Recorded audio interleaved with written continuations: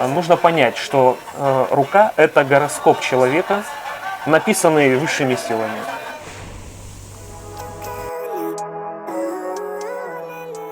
Дорогие друзья, всем привет из Египта! С вами Виктория.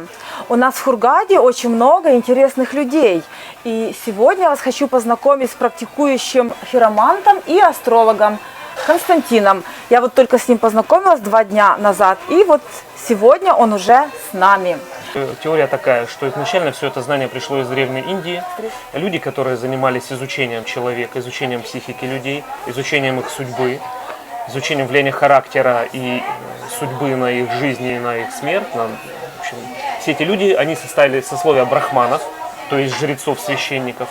И при помощи долгого изучения каких-то наук о человеке, они составили определенные учения, которые называются Джьотиша Веда, то есть учение о свете. Джьотиш – свет, в переводе с санскрита, Веда – знание. Ведать – знать, то есть у нас даже общие корни с этим языком есть в русском, украинском языке. Вот. И, собственно говоря, эта Джьотиша Веда подразделялась на различные разделы. Например, учение о знаках на теле человека, как по нему знать судьбу и предназначение, называлось Самудрика Шастра. Существует 4 раздела Самудрики Шастры. Это Мукха Самудрика Шастра, чтение лиц, так называемая физиогномика. Это Хаста Самудрика Шастра, чтение рук. Знаков на руках человека. Это Шарира Самудрика Шастра, то есть изучение знаков на теле человека. И Пада Самудрика Шастра, изучение знаков на стопах человека. Посмотрите внимательно на мою ногу, а теперь на эту картинку. Если верить науке, то моя стопа имеет форму египетской стопы. Может, поэтому мне здесь так комфортно. Скажу вам, я всегда хорошо относилась к хиромантии и астрологии. Любители гороскопов – это, как правило, люди, которые открыты новому опыту, то есть одновременно любопытны и очень эмоциональны. Сижу, вяжу, скоро будет вот такая туничка или шаль. Скорее всего, это будет на бедра. Так что вы меня скоро увидите в новом обличии. Например, если существует у женщины знак Пхала, или яв, линия зерна на сгибе большого пальца. Она есть тут, да? Ну, скажем так, формируется, но не до конца сформирована. Это что Назовем, что этого нет. Если четкий знак зерна, знак яв на руке женщины, это говорит о том, что ее семейная жизнь будет благоприятной. Знак зерна означает, что ее будет кормить муж. Очень просто. Вот знак зерна, зернышко, это значит, что муж будет кормить. А у меня ее нет. Хорошая. Вот видите, мне даже не надо стараться, в общем, что-то менять в жизни. Все и так это самое. Вот это очень большая ошибка, потому что существует понятие фатум и существует понятие карма. Карма – это достаточно широкое понятие. Карма есть та, которая была и которая проявляется в нашей жизни, так называемая прарабха карма. Но есть та карма, которую мы можем менять здесь и сейчас. И меняя себя, мы меняем эту ситуацию, и знаки на нашем теле, на наших руках меняются. И поэтому с помощью определенных техник, определенных усилий мы можем изменить неблагоприятные знаки на наших руках. И наоборот, ухудшая нашу жизнь сознательно, да, мы можем ухудшить и знаки на наших руках. Серьезно? Серьезно, да. По правой руке смотрит будущее человека, Да. по левой руке прошлое человека. Да. То, что ему дано, то, с чем он пришел, это видно здесь. Здесь видно состояние мамы человека, это рука, связанная с мамой, это рука, связанная с отцом, это рука, связанная с прошлым человека, это с настоящим и будущим.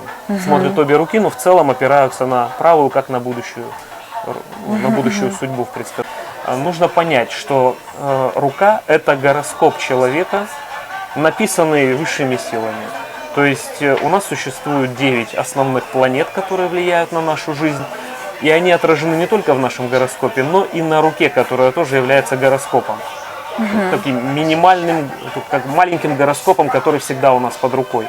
Для того, чтобы мне что-то больше сказать о человеке, больше, чем я вижу по рукам, мне нужно знать его дату рождения. Когда я вижу дату рождения, я могу уже более уверенно делать какие-то свои прогнозы и знать свойства этого человека и что его примерно ожидает. Вот, допустим, вы сейчас скажете мне свою дату рождения, а я, опираясь на нее, буду смотреть уже ваши руки. И, собственно говоря, все остальное. Наше подсознание нам дает определенные знаки. Через числа оно нам дает представление о том, что будет примерно у человека в жизни. Вот то, что я вижу сейчас, это говорит о том, что ваши интересы подсознательные не связаны с достижением материального успеха, каких-то материальных благ. Вам интересны чужие культуры, вам интересна психология, потому что число 7 – это число психологии. Вам интересно освобождение, религия, все, что связано с... Наука. Люблю науку, да. Все, что связано с миром идей. У вас очень сильная интуиция, судя по вот этим ответам. Вот это число, 6, оно говорит о чем? О том, что человек чувственный, любвеобильный, очень любит эстетику, очень любит красивые места, роскошные места. Человек притягивает к себе ревнивых мужчин. Человек сам является ревнивым. Значит, человек будет раскрытие его потенциала будет происходить после 40 лет. Девятки всегда раскрываются поздно. Все вот эти знания не для того, чтобы увеличить депрессию человека. Мы просто видим тенденции определенные, а потом, вот что самое главное, что потом, а потом нужно определенные практики делать, которые помогают это все изменить. Потому что если астролог не дает рекомендаций, его знания бесполезно. Ну что толку, что он увидел проблему? Ее же надо как-то решать. А вот дальше уже начинается второй этап консультирования и работы над собой. И человек, вы очень мягкий, вами легко манипулировать. Вот этот палец, он означает волю человека, его силу. Вот когда он так вот гнется, значит, человека можно легко продавить на какие-то, ну скажем так, там, продавить на какие-то выгодные кому-то вещи. Вы должны это знать. Вами попытаются манипулировать. Да, так он и делает. Рука у вас очень мягкая. Она у вас склонна к испарине. Это о чем говорит?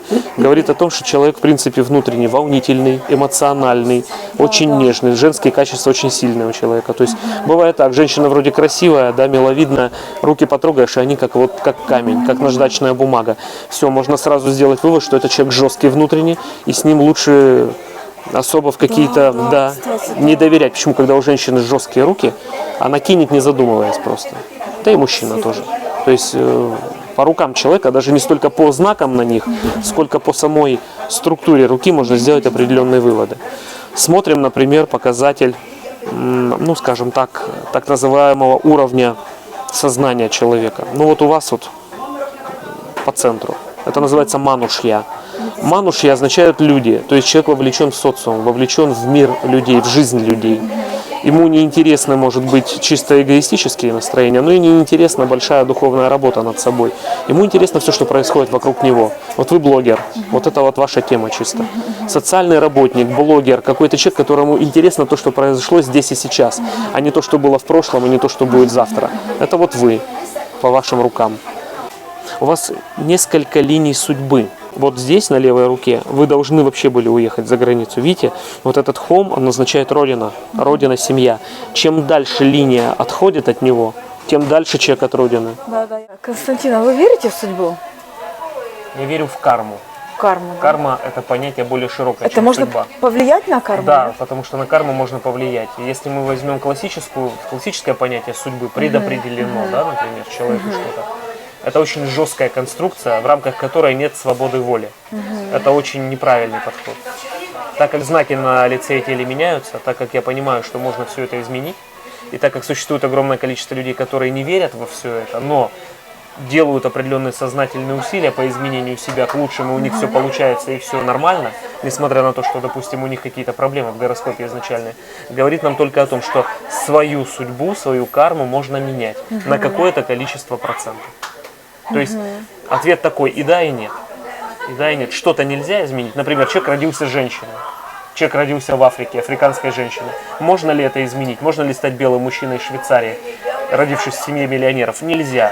Потому что это вот уже определенная карма записана в его рождении. А можно ли, например, этой женщине из неграмотной стать грамотной? Можно.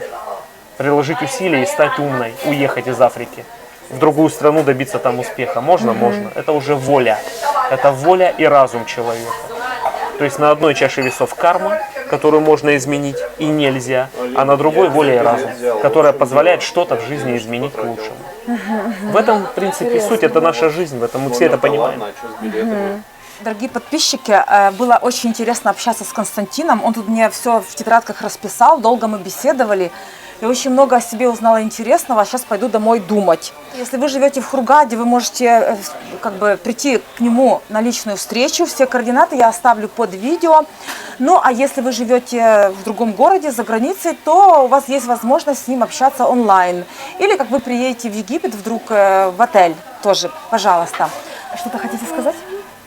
Все, что хотел, сказал. То есть, да, если людям будет интересно, я буду рад помочь, если Да, это мои очень компетенции. интересно, вообще потрясающе. Возможно, кому-то действительно все эти знания пригодятся, как-то изменить. Конечно. В общем, все координаты под видео, дорогие подписчики. Но я буду с вами прощаться. Подписывайтесь на канал, ставьте лайки, пишите комментарии и нажимайте на колокольчик, чтобы не пропустить мои новые видео. Пока-пока. До скорой Всего встречи. доброго.